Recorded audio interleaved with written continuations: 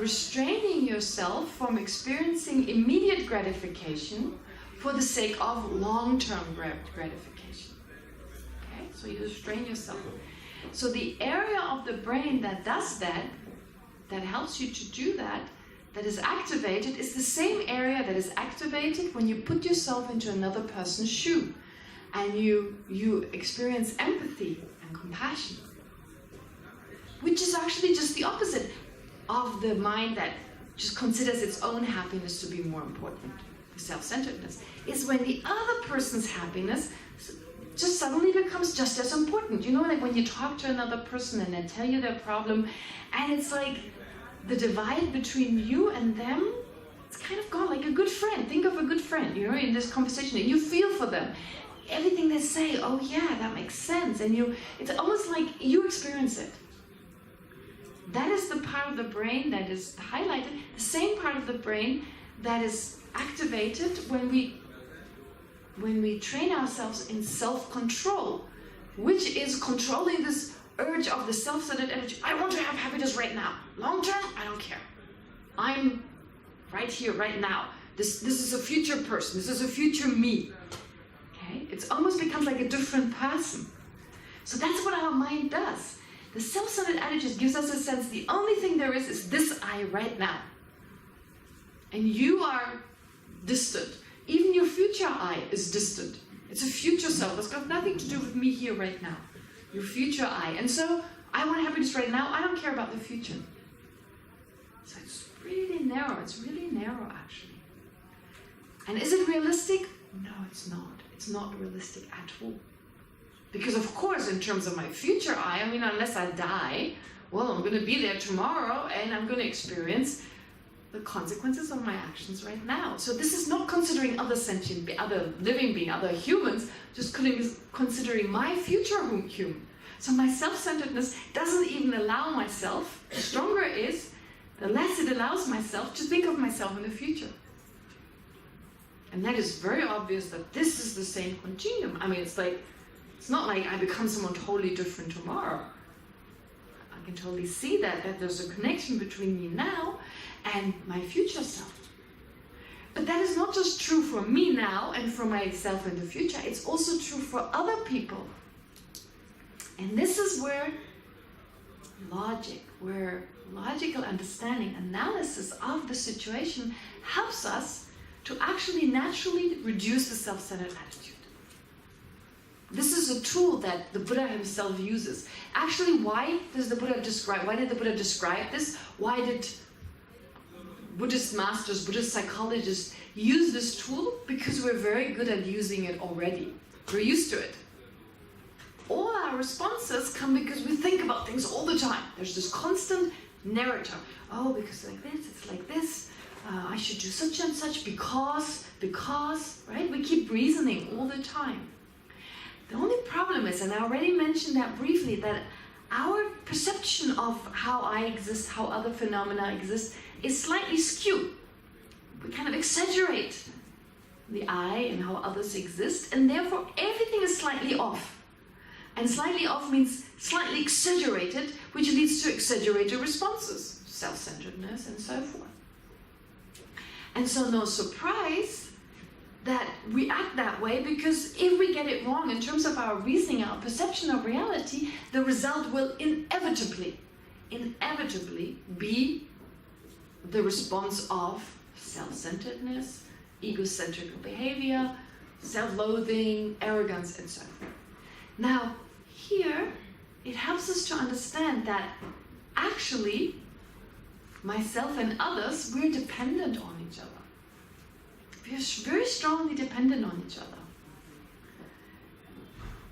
My happiness is dependent on love and care of other people. My happiness is dependent on the kindness of others.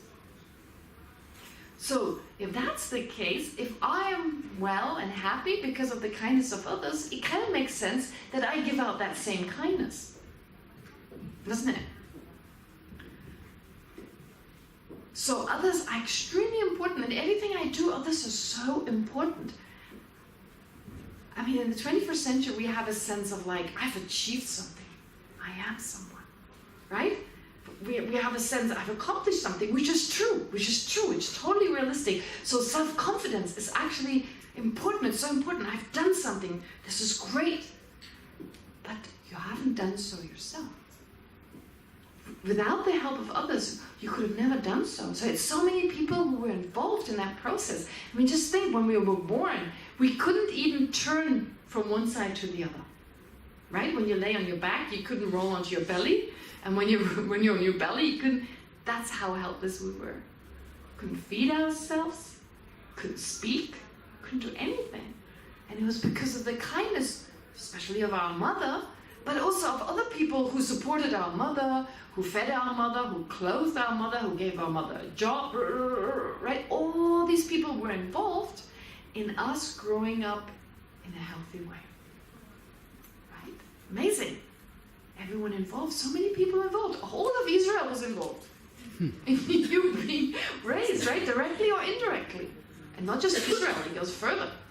So many beings were involved in that process, helping those who helped us. Right? So, so first it was like when we were born, in terms of food, etc. And then education. Being able to say shalom. Right? Someone had to show us that. And every word we can say, I mean, how many words do we know? Thousands of words. Each of those we learned from others. We didn't come up with these words. Maybe we have like a word or here that we kind of made, but all basically they came from others, right? And the fact that we're healthy right now, we didn't starve in the meantime, well, someone gave us food. We had teachers to teach us. We had others to teach us. So many people to show us things, right? So many people. And right now, we're healthy. Our bellies are full. We're clothed. We have cushions to sit on. We don't sit on stones. We have a wall to lean against. I mean, all these little things we never think about. We may think, oh, I paid for them. But who made the money to pay for them? Right? Who gave the job? Who provided you with the job to make the money for?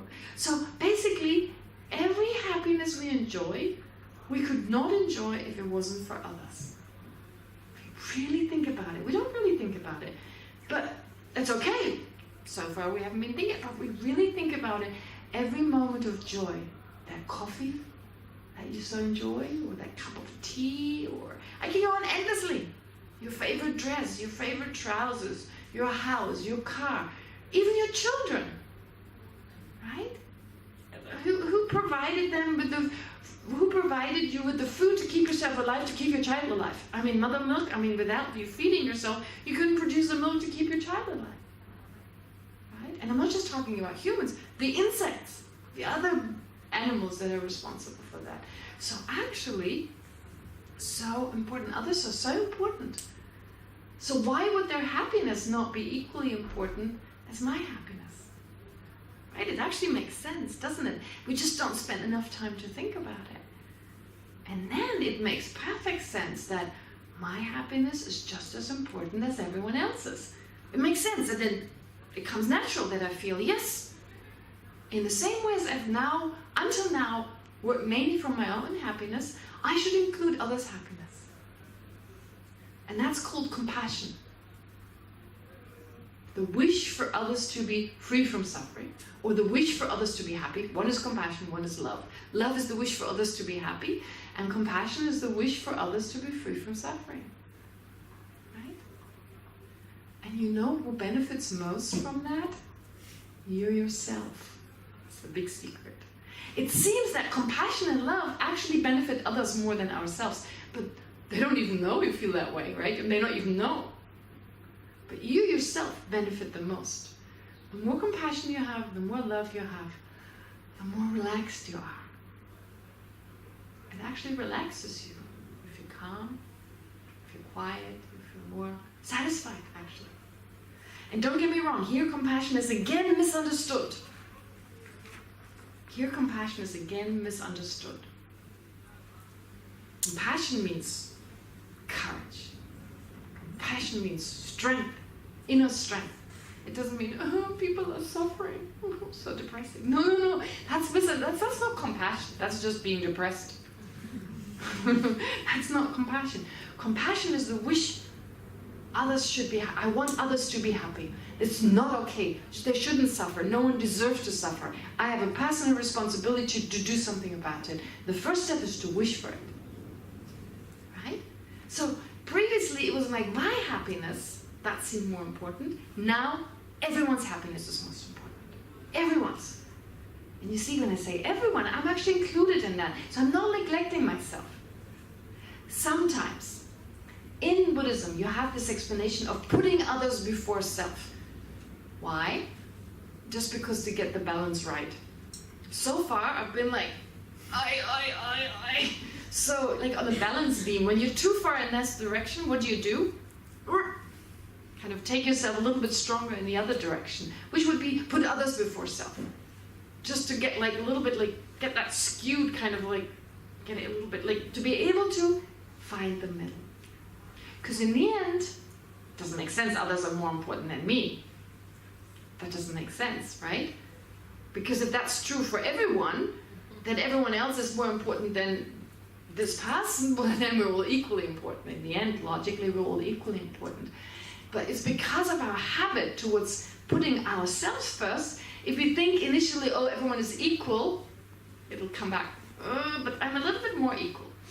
I'm just a little bit more equal. And there it's back. So for that's why in Buddhist psychology, you try to put others first a little bit. But there's the danger here, that you neglect yourself, and that's where it's dangerous. So here again, because we go from one extreme to the other, you see? We're so good at going from one extreme to the others. Now here, we need to recognize self-confidence comes in. Self-confidence in the sense of not self-importance, but understanding, wow, I have a responsibility, and I could do something. I have to do something. I have to be. I'm part of this human society, and I'm a human right now. I have a lot more abilities than other living beings. I live in Israel. I have so many opportunities. This is the land of a lot of genius ideas. Seriously, I mean, come on, pen drive. Pen drive. I'm just saying pen drive. I'm very grateful to the pen drive. Anyway, what I'm trying to say is, like, I live in Israel, I have education, there's so much I can do. So I have a personal responsibility to be happy and healthy. So you look after yourself, self-care, right? But I have my limitations. I can learn from others. That's humility. I'm glad that there are other people I can learn from them. So many people I can learn from. I've learned my whole life from other people. And not just from one single person, from her or him, so many people. Everyone has something I don't have. And again, I can provide them with something that they don't have, right? So self-confidence, humility, self-care. You see, it doesn't work with self-centeredness. It just doesn't work. They clash. Compassion, love, right? Those all work together. They all assist each other. And then there's self-centeredness, and then there's self-loathing, and then there's self-hatred, and then there's arrogance, and there's anger, and there's resentment. So basically it all comes from the self-centeredness. It all comes from the misperception of reality. And that then gives rise to I am a little bit more important than you are. So, as the Dalai Lama says, he says, if you want to be so happy, cherish others. If you want others to be happy, cherish others. I would say it the other way around. You want to be miserable and unhappy? Cherish yourself. You want others to be miserable and unhappy? Cherish yourself. Right? Okay. All right. Now I've talked for an hour, didn't I? Okay, that's an hour. All right. So, to conclude it, and of course I want Boaz wisdom to come in, who was the one who suggested the topic, actually. You should know, every year I write to Boaz, I need your brainstorm, I need something that is appropriate, that's good. So he always comes with a whole list, I can always choose. So that's the one I chose. Okay. All right. So, was anything you want to add, or I don't know, questions? How are we gonna? The reason I suggested it is because I don't know about it. Well, anyway, it's a great, great topic. Self-centeredness, self-cherishing, etc. Yeah. All right. Yeah, so what are we going to do? Should we open it to questions? Yeah, so let's do that. If you have any questions, any comments, any criticism, please. Very helpful. Anything. Yes, please. Hi. You presented this idea of mindfulness, that if some kind of bad emotion comes up, I can sort of look at it from the outside, and then maybe it becomes even a bit funny, and the importance of the negative emotion kind of diminishes. And I wanted to ask, how can I let go of this bad emotion or diminish its importance without also losing some of my ability to be happy? Or like, if a positive emotion comes up, why should I be in that? And when a negative emotion comes up, I should kind of take a step back.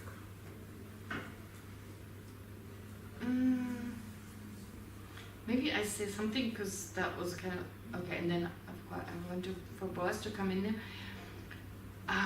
When I addressed mindfulness, actually, what was the question? Okay, what's the question? So let me make sure I actually understand the question first of all. So what you said was like, in terms of mindfulness, I had mentioned mindfulness and to watch your own kind of states of mind. And so why should you step back when they're negative states of mind and to kind of act upon positive states of mind if you want to be happy? Is that what you're saying?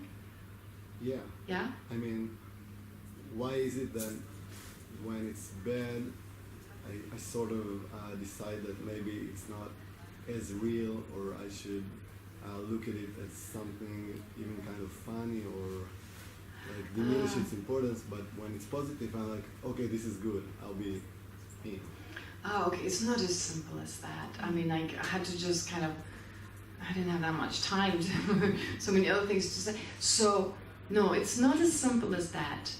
I don't expect you to even go ahead and go like bad, good right away. I think it's more about just watching initially, right? And a lot of, but what I said was like a lot of understanding about your own mind, etc. Like once you reach a certain level, then you go ahead and say, okay, so this one actually harms me, this benefits me.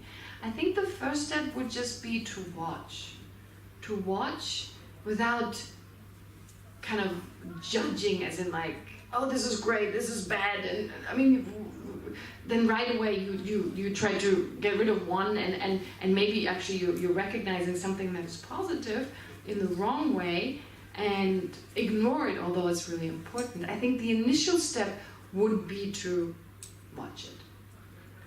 But as you go along, you come to see that certain states of mind make your mind calm, and other states of mind do not make your mind calm. They get you nervous, and anxiety may even arise. And also what I think is really important to recognize, what is it that the mind perceives? What does the mind perceive? Do you catch yourself thinking, I'm more important? Do you catch yourself like thinking, oh, but this is my happiness. He's destroying my happiness. Then, okay, all right. Is that realistic? And then to check, right? And like what I described right now, that takes a lot of time. It takes a lot of time. There is unfortunately no quick fix. That's the only problem with what I described. It's not like instant soup. It's not, it takes time. And the good thing is, like, just doing it, you experience a degree of calmness and a degree of well-being, which then motivates you to continue on. Okay? So please don't get me wrong. If you really want to know more about mindfulness, there are a lot of books, there are a lot of explanations given, and you need to get more into this. So kind of like fast forwarded through the whole process. Would you like to add? You're satisfied with it? Yeah, almost. Almost. Okay, almost. Like, I wasn't trying to ask about the practice of mindfulness, but more about the notion that if an emotion is negative, then maybe it's not important, but when it's positive, it's like my goal. I'm kind of asking the question of why should we even aspire to always be happy when... Well, okay, why should we aspire towards positive ones and negative ones? Okay, first of all, what makes it positive? What makes it negative? All right. Well, positive and negative are relative. It depends on what you want. If you want to be happy, that which brings that happiness is described as positive. If you want to suffer, then that which brings forth suffering, that is described as positive. Right? So this is the big claim, the Buddhist claim. That's to be seen whether it's true. But, and this is not just the Buddhists, modern psychologists, for instance, as I gave this whole list, self-centered attitude, exaggerating our importance, is described as harmful because it destroys our happiness. Why? Because it gives rise to more loneliness, more anxiety, more stress, kind of extreme views, etc. So those destroying our happiness, therefore, it's not the outside world as such, it's those state of minds. They're mainly destroying our happiness. And so therefore, from that point of view, they're called positive. Only in relation to that. They destroy that which we actually want.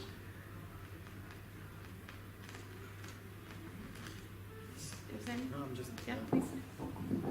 I'm just going to say the same thing in different words. And it's like, you go to the doctor, okay, you set an appointment, you take the travel to go there, you wait for 2 hours. You go in, you tell the doctor, look, I have this terrible headache, okay? And the doctor says, okay, he checks you, everything, and says, if you change your diet, you take these pills, you do this, then you might have less headache. And then you say, but why would you take my headache from me? You know, it's part of my life, you know. If you want to keep your headache, you know, don't go to the doctor. If you want to keep your suffering, don't practice Buddhism. If you want to change your life, if you want to be happier and to suffer less, then it's a good question to ask, you know, what am I doing to increase my suffering? What am I doing to increase my happiness? But I think there is this kind of attitude that we are